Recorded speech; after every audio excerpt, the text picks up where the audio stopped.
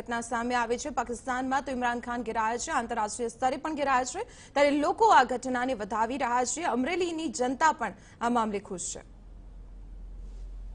પર જડબાતોડ એને જવાબ આપ્યો છે, પ્રહાર કર્યો છે। ત્યારે સત્તામાં સરકારમાં જે સામેલ હતા એવા પૂર્વ કૃષિ મંત્રી વીવી વઘાસિયા આપણી સાથે છે। વીવી, કેવી રીતે આને જોવો છો આખી ઘટનાને? આ ઘટના ઘણા વર્ષોના ઇંતજાર પછી આવી છે। આ દેશની અંદર પાકિસ્તાન વારંવાર આતંકવાદ ફેલાવીને આપણને ખૂબ નુકસાન કર્યું છે, પણ અગાઉની સરકારો જે મૌન ધારણ કરીને ખાલી વાટાઘાટો કરતી હતી અને આખા દેશની પ્રજા આ બધી સજાઓ ભોગવતી હતી, અને આ વખતના હુમલામાં દેશ ખૂબ આક્રમક રીતે સરકારની સાથે છે, અને આજે આ હુમલાથી દેશની જનતાને વિશ્વાસ બંધાણો છે કે હવે આ સરકાર અને આ વડાપ્રધાન જે 70 વર્ષનો ચાલ્યો આવતો વિવાદ છે એનો અંત આવશે, અને આ ઘડી જોવા માટે આ દેશ આતુર હતો।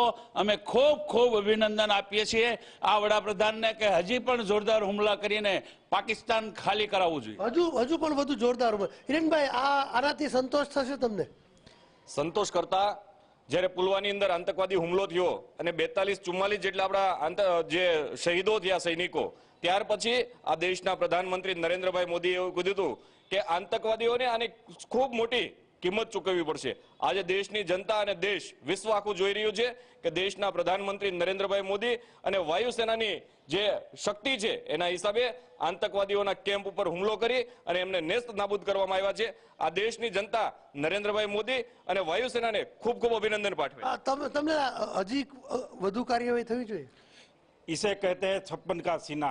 आदरणीय नरेंद्रभाई वडाप्रधान नरेंद्रभाई मोदी અને ભારતીય સૈન્યને જે પાકિસ્તાનમાં ઘૂસીને પાકિસ્તાનની અંદર આતંકવાદીઓનો ખાત્મો બોલાવ્યો છે, ત્યારે હવે કોંગ્રેસના મિત્રોને હું એ કહેવા માંગુ છું કે હવે કોઈ સબૂત હજી આ રાજનીતિ ચાલુ જ રાખવાની છે ભારત પાકિસ્તાન માંગે, એટલે યુદ્ધના સમયે પાકિસ્તાને જ આપી દીધેલું છે। યુદ્ધના સમયે રાજનીતિ નથી, પણ આતંકવાદીઓનો ખાત્મો બોલાવ્યો છે। નરેન્દ્ર મોદી સાહેબને 100 સલામ।